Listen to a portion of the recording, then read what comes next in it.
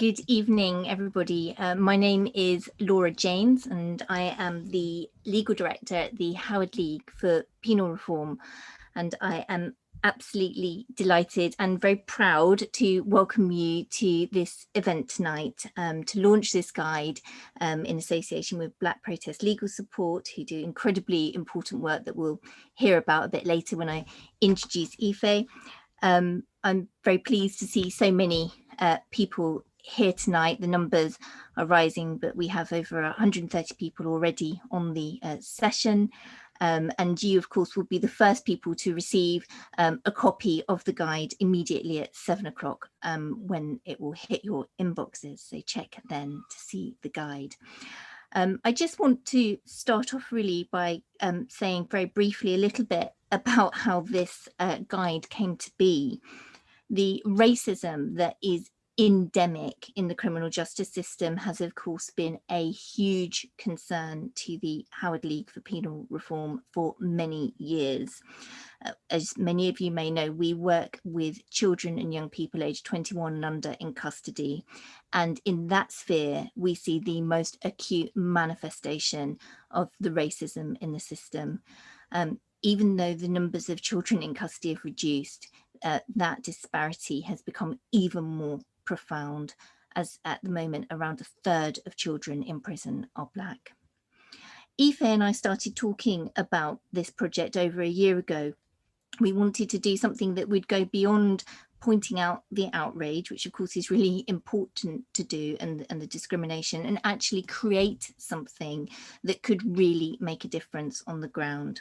And in the year that has passed, Ife, who is of course an incredible inspiration to us all, and has in this last year become not only the UN UK Fellow for the International Decade for People of African Descent, but has also recently been awarded pupillage at 1MCB.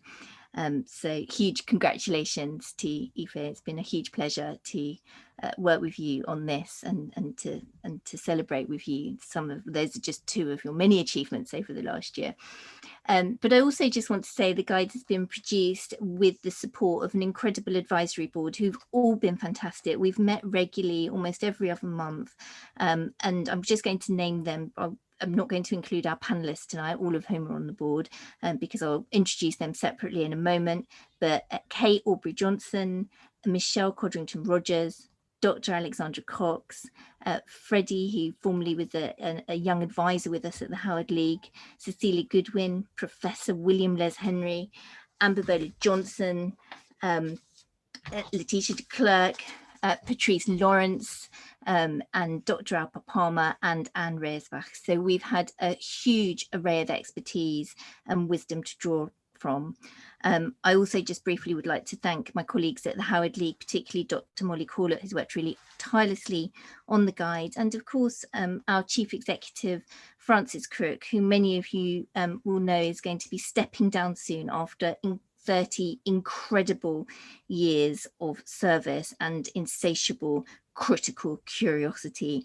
From the moment I mentioned this idea to her, she was incredibly supportive, and she helped to get it off the ground without hesitation, as is absolutely typical of her when she knows that something is important and needs to be done quickly.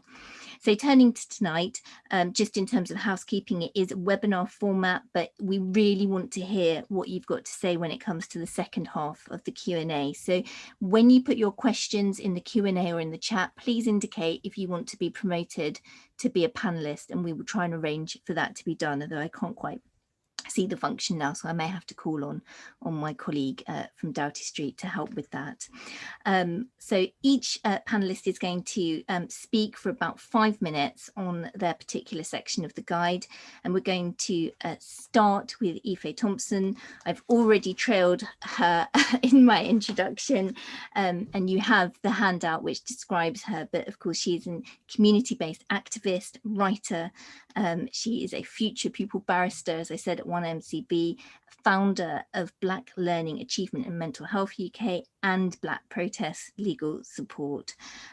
She is really huge creative energy behind this guide, and so I'm going to pass over to her now, and she's going to talk a little bit about why it's important and some of the bigger picture ideas.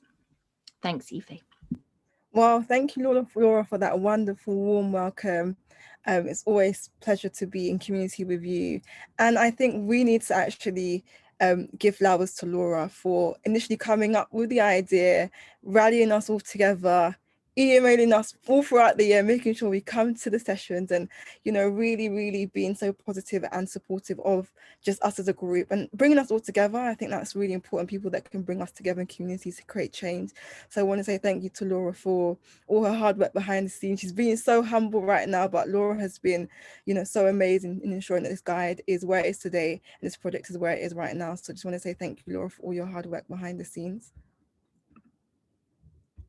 So I'm going to be speaking a little bit about why we need this guide. For me, we really need this guide because we all have active roles to play in fashioning justice and creating a new norm.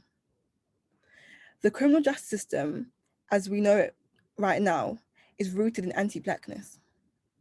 It is fueled by what Paul Gilroy describes as far back as 1982 as the myth of Black criminality. Police in the UK and globally are emboldened by racially coded policing theories on crime that legitimize anti-Blackness and racism. This anti-Blackness, however, is not limited to just policing. It is firmly seen throughout the whole criminal justice system. The Lamb Review recently showed this. We live in a society built upon and maintained by white supremacy. Critical race scholars and critical legal studies expose the ideological, charged, and racialized nature of the law, reminding us that the law is not neutral, nor is it colorblind.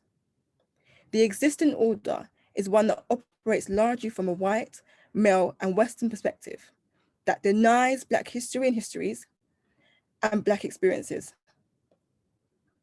The combination of critical legal studies and critical race theory scholarship has really debunked the dominant concept of law as an objective, neutral, and apolitical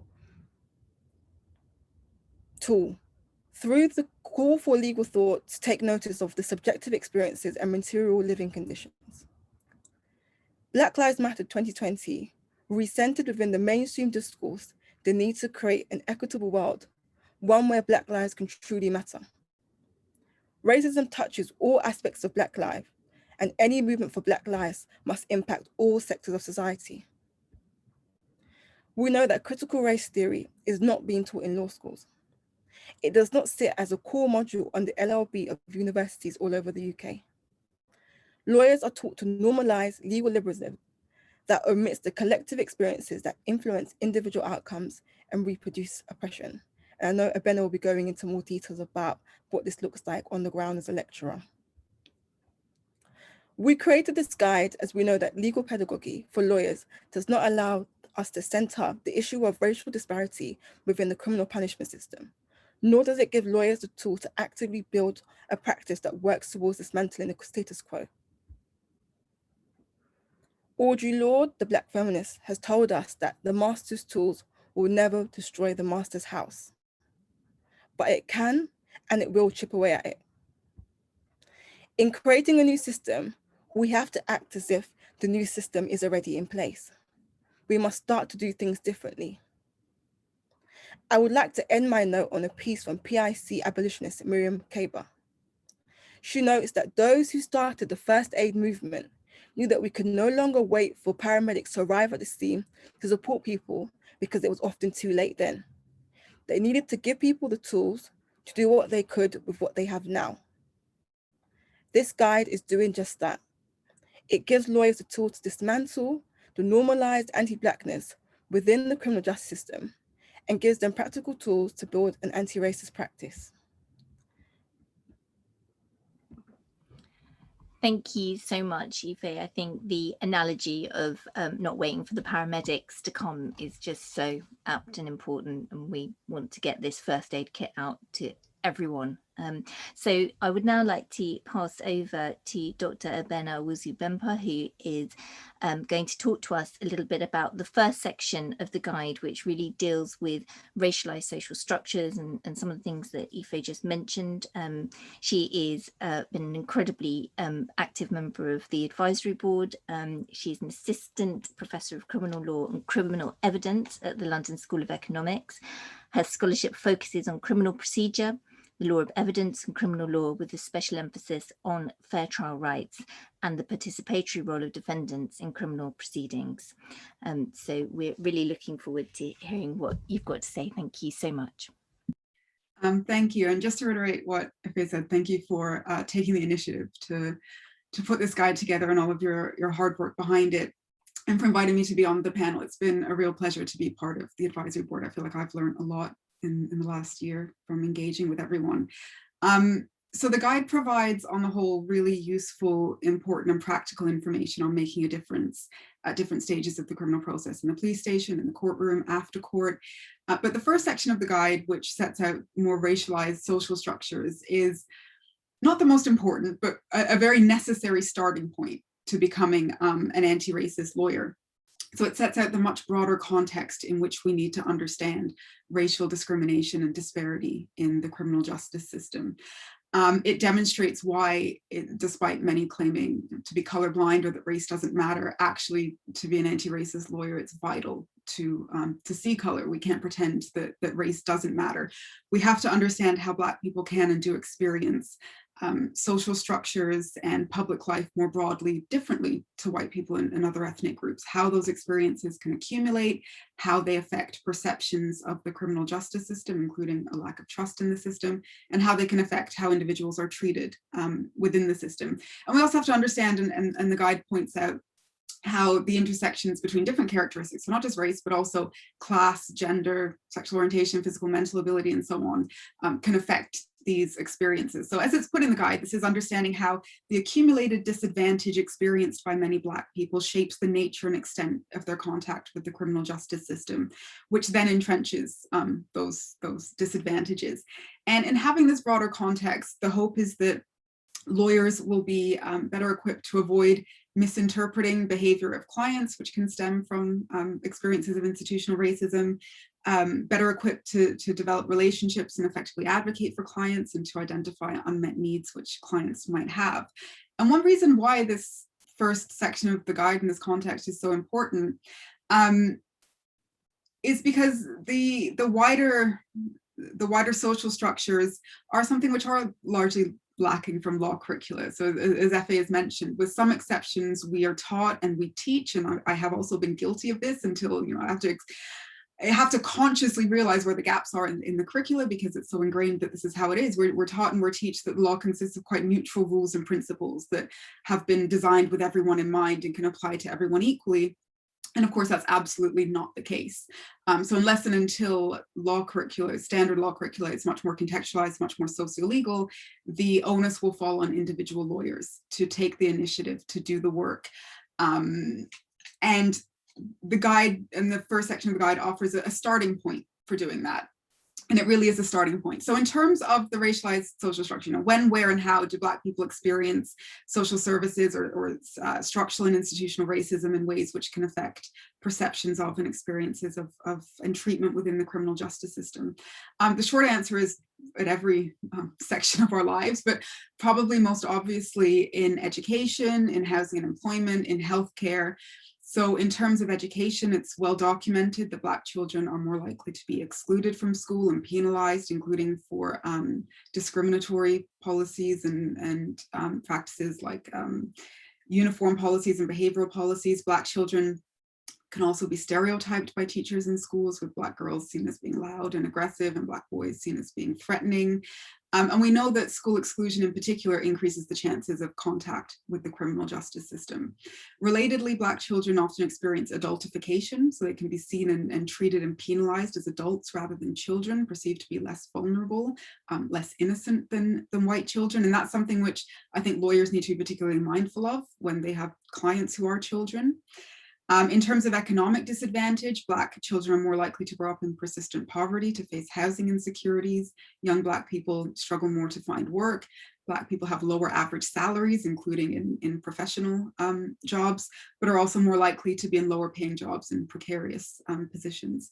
And then in terms of healthcare, there are significant disadvantages, both in physical and mental health. So discrimination in mental health, for example, can result from stereotypes around Black men as being threatening or dangerous or violent, and Black women as being strong and able to deal with things, which means that there is one consequence of this is that Black people are more likely to end up in the criminal justice system than to receive appropriate treatment through health services. So all of these factors increase the chances of coming into contact with the criminal justice system in the first place, can contribute to a lack of trust in systems, including the criminal justice system, and can impact how Black people are treated within the system. There is, of course, well-documented disparities and discrimination throughout the criminal justice system. Black people have more contact at every stage, from stop and search through to arrest, remand, custodial sentencing after convictions, we know are harsher for Black people than for their white counterparts who have committed similar offenses under similar circumstances. And the overrepresentation of Black people as suspects, as defendants, as prisoners has to be seen in the light of an underrepresentation of Black people within the legal profession, especially higher up in the judiciary, for example. So after setting out this much broader context in the first part of the guide, the remainder of the guide then goes on to explain how these experiences can accumulate and manifest at the different stages of the criminal process, through the police station, through the court proceedings and after court, and how lawyers can help to counter that. So I'll stop there. Thank you.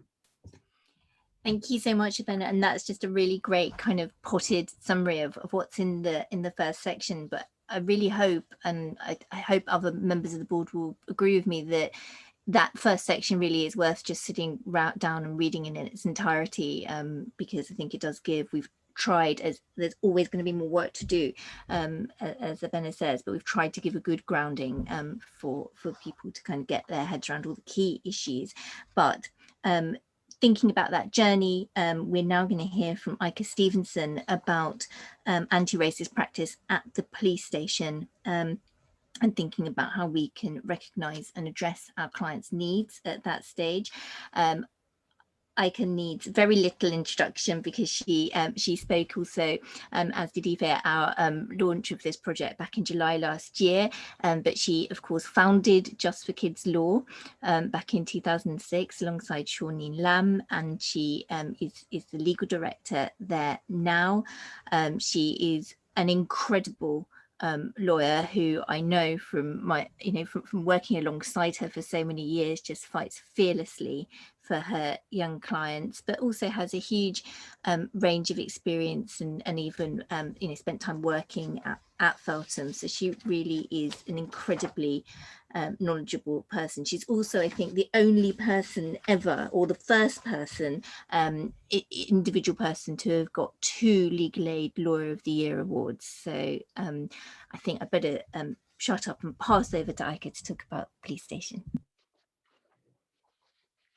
Thank you, Laura. I'm not going to thank you, but you know that I thank you. I'll keep it brief because I've only got 5 minutes and lots to squeeze in. So I'm going to keep it brief and practical, just so that I can get the message across. But firstly, you need to educate yourselves. If you don't know about the experiences of Black people in the criminal justice system, and you're a criminal lawyer, then you absolutely need to know, and you need to know it in intricate detail. And that's why we felt it was important to set out context in this guide, and to really is to absolutely educate yourself and understand what's the experience of your clients. That the likelihood of clients experiencing violence is very high. Clients are 5 times more likely to have, Black clients are 5 times more likely to have force used against them by the police, and 8 times more likely to have a taser discharged or used to threaten. So the starting point is that the likelihood is that your client may have experienced a violent arrest. And so you need to be acknowledging that from the outset. So you need to actually work really hard to build that relationship, the lack of trust in relation. Oh, have I frozen? Have I frozen for everyone? I think you have been freezing and being a little bit intermittent, but I think we can hear you again now. If it continues, we'll pause and go to Garry and then come back to you while we sort out your internet connection, but have a go again maybe.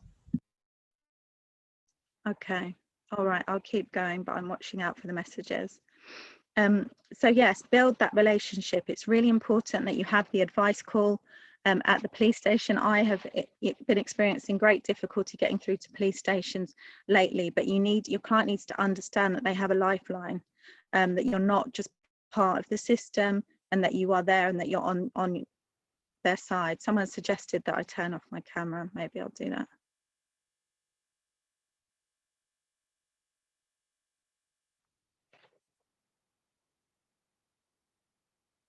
So yes, ensure that you have that advice call. Make sure you say to the client, how are you? How were you treated? It's not just simply going through. Most of our solicitors have almost sort of a generic set of things that you tell the client at the police station, which are, wait for me to get there. This conversation isn't private. Don't talk about your case. Don't talk about your case in the cell. Actually, that needs to be different when you're dealing with a Black client or a young client. You need to be saying, how are you? How was your arrest? Have you got any concern? Make sure that they are aware that they can ask to speak to you at any time, so that they feel that they have a lifeline and that you're not just part of the system and structure that is working against them. And then when you get there, continue to build that relationship. If they have suggested that they've been assaulted or that they have been mistreated, then make sure that you're alive to that, even though it's not part of the criminal case. Be clear that you will take photographs of any injuries, potentially refer them on to civil lawyers. And that's something that you're alive to. Make sure that when you're actually asking for disclosure, you're not simply just sticking to the offence for which you are dealing with. Think about asking for information around the stop, and also the necessity for arrest. Start challenging all of those things at that point, because you could be securing information that a civil lawyer could use later on. And then once you're in interview, call out microaggressions, understand what they are, and make sure you spot them. Abenaa has touched on this about the adultification of children, Black children. I've sat in interviews where clients have been of a very slight build, have been described consistently as strong or big or tall or intimidating. Call it. If it's not, there is no need for any of those things to be discussed by an officer when they're simply supposed to be setting out the circumstances of an offence and asking your client their account. What you're actually allowing them to do is create a narrative in the interview about your client that actually is not true. And I've recently had this experience where an officer continually did that in relation to a very slightly built Black boy in relation to a sexual offence. And when I called her on it, she was so shocked that she just said to me, I didn't mention the word Black. And this was all on the interview that my client was a sexual predator. And you have to be very alive to all of those issues. So I think that's all I can say at this point. But I'd be happy to contribute to questions later. That's great. Thank you so much, Aika, and do feel free, if it helps while we're hearing the other speakers, to see if you can rejoin, if that helps with the internet connection, or switch your connection. So our next, I think absolutely all of those tips are so important, and many of them are in the guide, and hopefully things that we can all take away into our practice. And we're next now going to hear about the stage following the police station, so the courtroom, and about developing anti-racist practice in the courtroom. And to do that, we have the wonderful Garry Green of Doughty Street Chambers, who is not only an extremely well thought of and brilliant barrister who appears in a huge range of cases and high profile cases, but also has just been such an ally and help to this project, and has got a hugely incredible history of youth work. Also worked with us at the Howard League, I think some decades ago on the on our youth project, and so it's been an absolute pleasure to have him as well on the board. And I'm going to turn to you next, Garry. Thank you, Laura, and thank you, as everybody has thanked you for your dedication in relation to this guide. I'm not going to deal with the detail of what's in the guide, actually, because you will receive copies of the guide yourselves. It is packed full of really amazing and helpful detail, and gives a fantastic introduction and summary as to the reasons why we need it. I want to speak just more generally about my experience, and as the guide itself points out, court system, the criminal justice system, doesn't exist within a vacuum. It exists within a wider context within the UK of an institutionally racist country, I'm afraid, which has long been existed and been exposed at least for about 40 years or more, with various reports going back right to Scarman, right through to Macpherson, right through to Lammy, most recently Justice as well. And I want to start actually away from the criminal justice system for just a moment, to kind of make some people, because I don't know who we have in the audience, and I don't know if we have friend or foe, doubter or convert. And so I want to start away from the criminal justice system if I can, to try and identify it and make people understand the sort of parallel universe that can exist for Black people in this country. Yesterday, England played a really important European match, and as we know, they won it 2-0. Apparently they hadn't beaten Germany for over 55 years.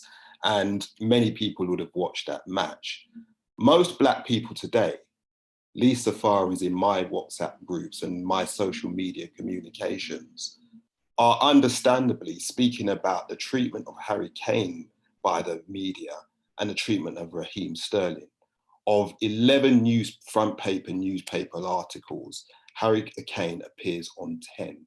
Raheem Sterling, who has scored in every single match that he has played in these championships so far, appears in 1. And that process of alienation within the wider society accumulates in the criminal justice system also.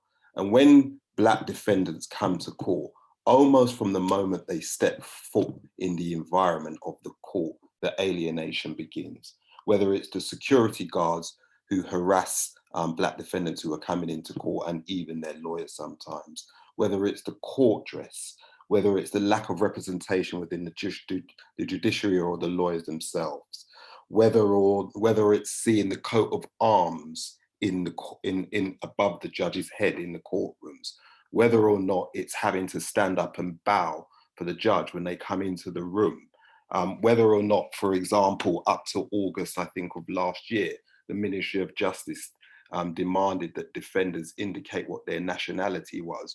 All of these experiences contribute to a really alienating environment within the court system.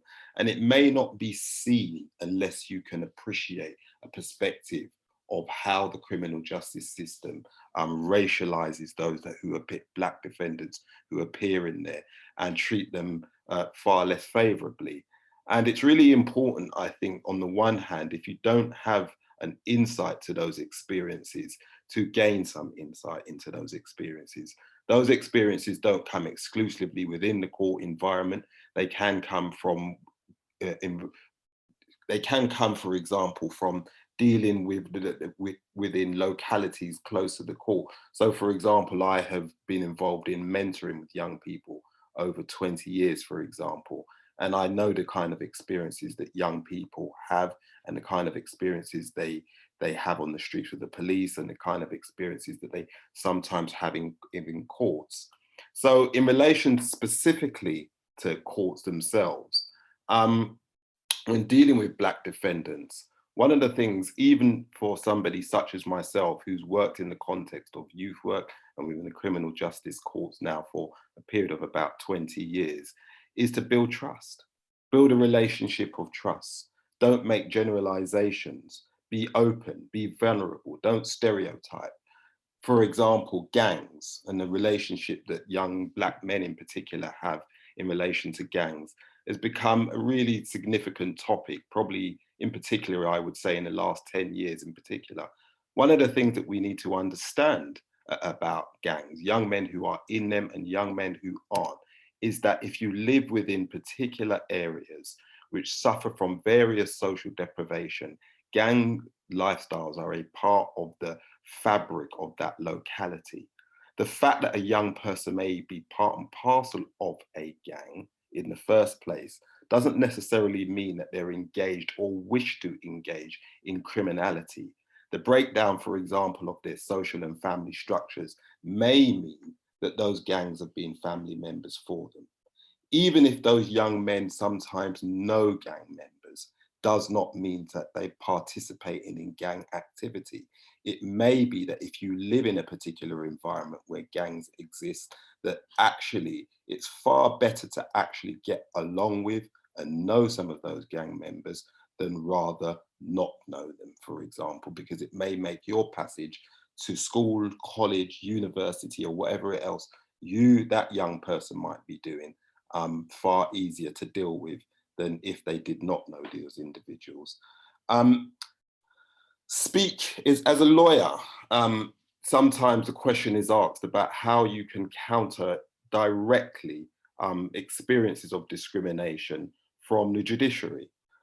There are many opportunities, many tools I think that you can use. The Sentencing Council guidelines on a number of occasions and a number of their overarching guidelines, and in relation to some of their specific guidelines, identify and acknowledge the disproportionate impact that the criminal justice system does have on Black defendants. If you find, for example, that you're in front of a judge, those practitioners, if they are listening, are wondering how you can combat directly discrimination from the judiciary, for example, is that you can point to the sentencing guidelines. You can identify areas of concern that have been identified within those guidelines. You can look to the Lamy report. You can look to a justice report. You can even go back as far as the Macpherson and the Scarman reports and lay out for the judiciary exactly the kind of concerns that have been identified within the criminal justice system time and again.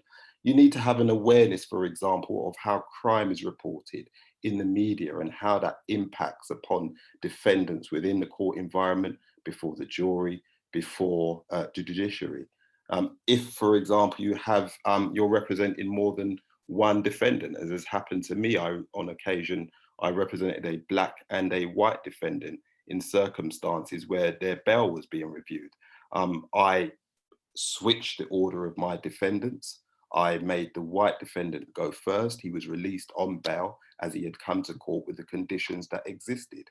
When the Black defendant was to leave court, however, the judge insisted on tightening those bail conditions and having more stringent conditions, notwithstanding the fact that he had less convictions than my white client and was charged with a less serious offence. So sometimes you have to be pragmatic and think imaginatively about how it is exactly you can combat discrimination in the court when you see it. But ultimately, I would say, and I know I've only got a very short time and I don't want to expand it, try and engage with your client, try and build a relationship of trust, and don't carry on the low expectation levels as often happens with Black boys in particular who may have experienced that kind of thing at school and on the streets with stop and search. I'll pause there and hope to deal with some questions later. Yeah, thanks so much, Garry. Just to acknowledge, of course, that the tools now from the Sentencing Council that you mentioned there are so much greater. I think partly with the influence of Dr. Apple-Palmer, who's also on our advisory board and a member of the academic member of the Sentencing Council, who's done I think a lot to push that agenda there.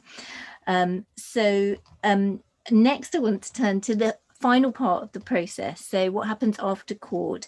And to do that, we have the absolutely fabulous Naima Sakande, who is the appeal Women's Justice Initiative manager, and she specialises in case investigation for criminal appeals, particularly on behalf of women with histories of domestic abuse and mental illness. She's also got has done some incredible research herself on women in the system, and was in 2019 a Griffin Society Fellow. So just so we make sure we hear as much as possible from her, I'm not going to say any more than that, other than I'm been really honoured to have her on the board and to hear from her tonight. So I'll pass over. Thank you. Thanks so much, Laura. I mean, I'll start by just echoing what everybody else has said, which is be aware of the discrimination that is rife within the criminal justice system. I think the first thing to think about the sort of post-court process is to think about sentencing and to be aware of the disproportionality that is often there in sentencing, and also to be aware of the intersectional disproportionality. So people might not know that Black women are 25% more likely to get custody than white women. So it's important to think about other areas in which race might intersect with other identity issues in sentencing. I love Garry's advice about thinking about talking to the court clerk before sentencing to see what order defendants and co-defendants might be listed for sentencing, so that you can use direct case examples to bolster your arguments for proportional sentencing.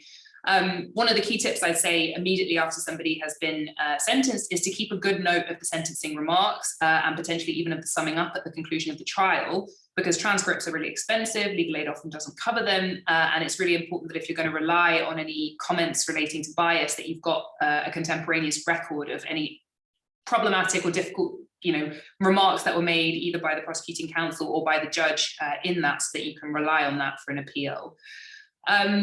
The second thing I want to talk about is dealing with the emotional toll of a conviction. So one of the key things I think that's emphasized throughout the report is that trust in the system amongst Black defendants is low, and that's for good cause. It's not irrational, it's not hysteria, it's for a lot of the reasons that the other panelists have spoken about today. And it will be often at its very lowest upon conviction and sentence. And therefore more emotional labour is needed on the part of the advocate to make sure that the defendants really understood what has happened to them and what their rights now are as a convicted and sentenced person within the criminal justice system. There's a great quote in the guide from Matthew Clare, who's an assistant professor of sociology at Stanford, about withdrawal. And he says, when disadvantaged defendants withdraw into resistance or resignation, they are often ignored, silenced, or coerced, whether by their own lawyers or by judges. And withdrawal is mutual. When clients withdraw from their lawyers, lawyers in turn often withdraw from their clients. I think that's a really key thing to be aware of. At a very emotional and difficult moment for your client, they may withdraw and they may find it difficult to engage with you as an advocate. And it's really important in those moments that you don't reciprocate, which is a quite natural human reaction to having somebody perhaps display a lot of emotion, maybe be aggrieved with you at that particular moment. To think in particular when you're representing a Black defendant, it is really important that you stick with them at this lowest moment and that you continue that trust building relationship that hopefully you've done from the very beginning, from arrest, from the police station. So acknowledge that being convicted and sentenced is very emotional and overwhelming, and that they might need a cooling off period before they can really hear what you've got to say about what their rights are. So you should always offer a sort of follow-up call or a visit to discuss appeal rights, but also to discuss the conclusion of the case, to allow for that cooling off period so that people have an opportunity to get their heads around where they're at the moment. One of the key tools for me, I think, in trust building with clients, and trust building particularly with Black clients who have really low trust in the system, is to stick to your promises. If you make a promise to your client, you say, I'll send you something when you get to prison, or I'll make sure that you get this letter explaining what your sentence length is, follow that up, because they will have experience over and over again of being told one thing and then professionals not sticking to their promises and not following up with them. And that's one of the things that leads to a lack of trust. So make sure you stick to your promises, particularly at that conclusory state where you might be thinking about wrapping up the case and moving on. But of course, for that person, it's the beginning of a new journey and a new chapter for them. So it's really important you stick with that. Consider asking again at the conclusion of a case about sensitive issues that you might have seen come up during a trial. So if your client has an experience of domestic abuse or potentially exploitation or coercion, Often we've had experiences of delayed disclosure where people feel that the risk of telling the truth during the trial process is still very high, but often at the point of conviction and a sentence, the equation might shift. There's no guarantee that you can rely on any of these things that come out afterwards on appeal, but I think it's really important to give defendants and clients an opportunity to raise any issues that they feel weren't raised in the initial trial, so that you can consider those as you consider whether or not they've got anything to rely on for an appeal. So getting to advising on appeal rights, make sure that you give advice both orally and in writing. So again, there's lots of research that shows that when you're very emotional, when you're in a traumatic state, it can be really difficult to retain complex detail. So if you go down to the cells at the end of a case and tell somebody, look, I don't think you've got any rights to appeal here, either your conviction or sentence, you might explain some of those reasons orally. They might not hear it and they might not remember it. So make sure you give that in writing, so that after that cooling off period, they've got something to refer back to, even if that advice is negative. Before you finalize your advice, make sure you think critically, and this is where sort of personal engagement is a really key thing with dealing with institutional racism and bias, and any bias that might have affected the trial. Think critically over how the trial happened. Did you notice any spots, any incidences of bias? Did the judge make particular comments that niggle with you? Did you yourself not ask the right questions of your client in those moments? And pay particular attention to any evidence of bias, and consider running your advice on appeal by an independent colleague, because looking at an advice on appeal involves an element of marking your own homework, and often we aren't aware of our own biases, and it can be really difficult to do that critical reflection piece independently. So ask somebody you trust before you give that advice on appeal. Often at the conclusion of a trial, you're the last point of sort of professional contact before somebody goes into quite a traumatic experience. The reception into custody can be incredibly overwhelming, really difficult. It might be the first time somebody's separated from their family. They might have caring responsibilities. There's a whole cascading consequences of having come to custody that are really tough to deal with. So treat that person with compassion. Make sure you advise them properly of their rights, including their rights to their case papers, their rights to how they can complain about racial discrimination should they come into custody, their rights around parole and representation on parole when they reach that stage in their sentence. I think I'll leave it there for now and wait for questions. Thank you so much. As ever, that was really informative and helpful. So, and I think, lots of the things that have come up tonight about all the best practice, we're conscious it's, that legal aid is difficult and people are working under terrible constraints, and so we do acknowledge that. I thought perhaps we should start with a question in the Q&A from Daniel Pierce Higgins. He hasn't said he particularly wants to be promoted to panel for this, so I'll read out the question.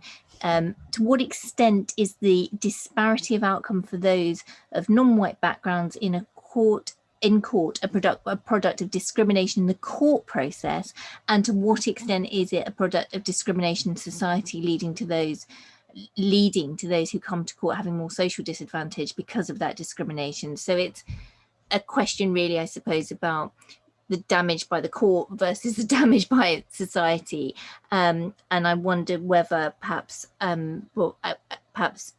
Abenaa, would that be, would you want to start with commenting on that, and then if anyone else wants to come in?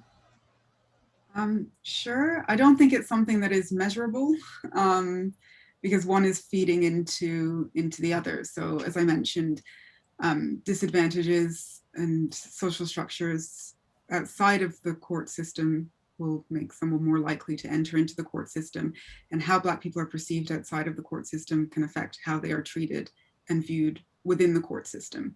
But there is definitely things going on, discrimination, disadvantage within the court system, which I think exists independently of what is happening outside the court system also. So I'm not sure what kind of answer that is if anyone else wants to come in with anything specific, but it's kind of like a feeding cycle. I'm not sure we can measure where it's like a chicken and egg, which came first and what do we tackle first. Does anyone else? Just to respond to that very quickly, I mean, one of the most obvious arenas of discrimination, which I think has a direct link to young people becoming involved in the criminal justice system, is school exclusions. School exclusions of Black boys are disproportionate. They have been for a very long time. which can often result in young black boys in ending up in PRUs, which some see as a pipeline to prison. And if they're not on PRUs, they may be on the street. If they're on the street, coming to the attention of police officers who are exercising disproportionate powers of stop and search, which inevitably and can result in charges, and young black boys in particular ending up in prison. So I certainly don't want to say that I can identify more than Abenaa. I have listened to her wisdom throughout this process, but that's certainly one of the examples that is apparent. Thank you, Garry. Does anyone else want to come in, or shall we move on? Just going to come in and say something quite similar to Garry, but just to add on to that, I just think that's why it's more important to tell the story of how your client got there. We all try to do that as lawyers, but it's even more important in this situation, and you have to make sure that you don't adopt the narrative of everyone else that the system sort of promotes, which is a failing by your client, whereas what you need to be explaining is the failing, how this client has been failed up to this point by the system. Thank you very much to everyone for those answers. And I think one thing that we've tried to do with the mix in the guide is to set out those structural social disadvantages at the outset, and then try and talk about how the system itself can minimise compounding them, is reducing that harm. Daniel Pierce Higgins has added in that as a recently retired CJ, I'm not sure what that is, I find the description of the process hard to recognise. Thank you. A couple of people have asked when you can get a copy of the guide. Perhaps if you missed in my introduction, you will be emailed, if you have registered for this event, you will be emailed a copy of this guide at 7 p.m. tonight. It will go direct to your emails. The next question I wanted to ask was, wanted to pick up on, was from the chat, and it comes from William Crystal, who says, do we know of any processes or projects that youth offending services in our areas have done to help Black and ethnic minority young people going through the criminal justice system, especially any in rural areas? So something that we have tried to do throughout the guide is to think about where community groups and should need to come in. And I wonder whether Ife, you might want to start with responding to that. Yeah, so as someone that does a lot of community organising myself, I know I mentioned to Laura how important it was to ensure that within the guide, we note spaces that young people can go to for safety, for restoration, for hope, but also to reaffirm them within their Blackness. So we didn't put it within the guide because we know, particularly for Black-led services, how often we are very underfunded, and how funding is very difficult for us to obtain majority of the time. So we know that a lot of community-led groups often close down. So what we've done instead is actually put a list of UK-based Black-led organisations supporting the Black community, adults and young people, for practitioners and anybody using the guide to access. So I'm not going to list them word for word, but there are some that are UK-based and also London-based as well that you can look into. And they often take on referrals, and now everything's gone, more online. There's a way in which we can even think about doing services from a virtual point of view, which was very helpful for those pan-UK as well. Thank you so much, Ife. Does anyone else want to come in on community services, or shall we move on? I'm aware of some youth offending teams in more rural areas actually preparing sort of a bespoke package for their clients. So they've specifically sought particular advice, or a mentor or somebody who may be able to work with that client and relate to that client more specifically where they don't have the skills within the youth offending team, because it's definitely been raised as an issue that Black children have, if they have a worker that has no understanding of their background, then that they are more likely to be breached and not engage as well. Thank you. That's really helpful, and it actually feeds really nicely into a question from Pippa Goodfellow, Director of the Association of Youth Justice, who asks us whether we think how to be an anti-racist youth offending practitioner would be a helpful complement to our guide. And she doesn't want to come on screen, but she would like to know your thoughts. Maybe Aika, I could start with you. Yeah, I think absolutely. I think everyone needs to reflect the role that they play in this process. And having recently been part of another steering group with Pippa that was specifically looking at, it was in HM Inspectorate's report around the experiences of Black and mixed race boys in the youth offending team. It's definitely raised issues where, and that can have you know, the outcome can be that Black children are more likely to be breached or less able to engage with their order. Thank you. And just to add, there's lots of interesting things coming through on the chat. Something from Wayne Phillips, who's saying he works for a youth offending team in Hampshire, and they refer their young people to specialist organisations and do promote positivity and diverse engagement. And I have to say the YJB has circulated this event and hopefully will circulate the guide to among youth offending team workers. So I hope that it will have multiple impacts, as it were. Next, I have, I can see on my screen a question from Emily Bolton, who says, what thoughts do the panel have regarding advocates making the strategic decision as to whether or not to raise the role of racism in a case before a white judge or a predominantly white jury, such as to explain behaviour by a Black client? How will things ever change if we don't? Yet any progress made might be at the client's expense in terms of the result in their case if the decision maker takes this amiss. So perhaps I need to direct this to Aika and Garry, or anyone else who wants to come in. I think it very much depends upon what the issue is. I mean, plainly you don't wish to alienate a jury by, you know, suggesting that they are making racist judgments of your clients. Yet at the same time, I think juries are sufficiently informed across the 12 of them to have an awareness that there are issues of discrimination in wider society and within the criminal justice system. They may not necessarily have their finger on the pulse of the statistics that, for example, are included within this guide, or Home Office statistics, for example. But I think it's well known, for example, that the relationship between young men and how they respond to the police is going to differ depending upon their racial identity and makeup and or their socioeconomic position.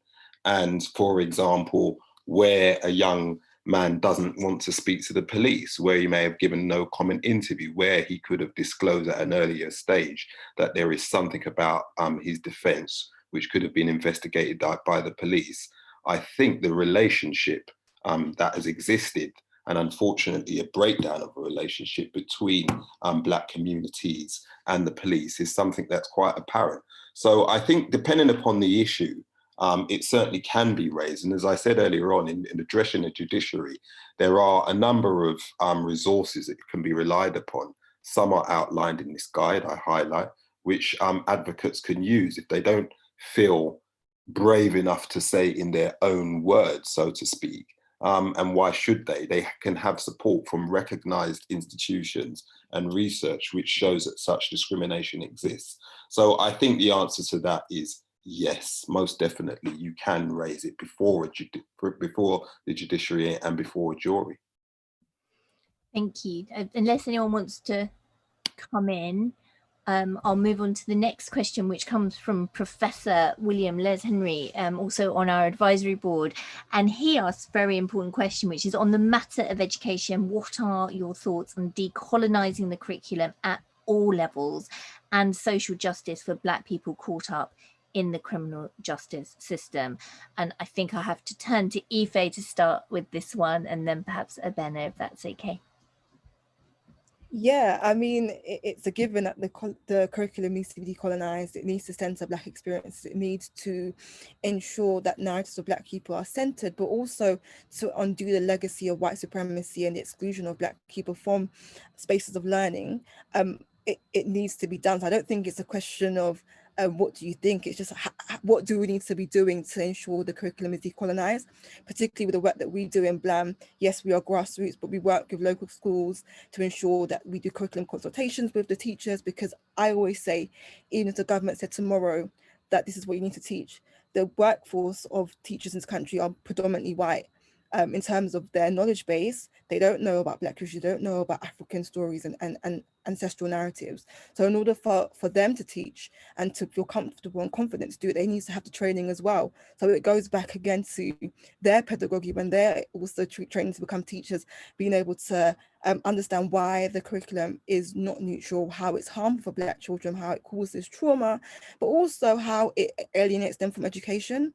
And if we want Black children to engage in education, if we want them to have their racial esteem affirmed in educational institutions, then we need to have a decolonised curriculum. So I think it's just a matter of pushing back and ensuring that our voices are heard. There's been a lot of movement from last year, seeing how we can have a decolonised curriculum. So I think it's a matter of doing what we can with what we have. And we have recently launched a project with Equal Rights Trust, seeing about how we can use the law as a legal tool to actually implement a curriculum that is more diverse. So watch this space. We might have a legal challenge coming your way. Thank you. And Abenaa, do you want to add anything? Or? Just briefly, I mean, I completely agree with Ife. So it's not a case of, should we, but how do we? And at the level of university and studying law, yeah, the way in which we currently teach or are taught is that the law is quite neutral, that it does apply to everyone. And it takes a lot of work on the part of us who are teaching the law to identify where the gaps are in our curriculum and how to decolonize it and so on. And one of the great things about higher education is that we have a lot of autonomy to teach how we want to teach. That's a good thing and a bad thing, because it means that those who are willing to recognize that there are gaps will do the work to fill those gaps, whereas others won't and don't necessarily have to. What's probably had the biggest impact is students. So students standing up and saying, we want to hear different perspectives, we want to hear different voices, we want to learn more context. And that's made a big difference and pushed people to actually do the work to start decolonizing law curricula. That sounds like a really positive and a really encouraging note to end on. And we've got there a really helpful project that Professor William Les Henry is working on at the moment, which we can all look at. There are more questions in the chat, but we've run out of time. Some of them include about getting this guide down to youth courts, out to youth offending team workers, thinking about whether or not the guide could be replicated for civil and family court spaces. All of these things are really exciting ideas. I think, as someone said earlier, this is the beginning of the conversation. This guide is a starting point. We've tried our hardest to make it as comprehensive and as manageable as we could. We really want to hear from people about ideas to get it out there and to use it effectively and take this forward and make it have an impact and have a difference. So I just want to end by thanking everybody for their participation tonight. It's been really great to hear from all our panelists, and also to thank everyone who's come today. There's been such great attendance, and thank you.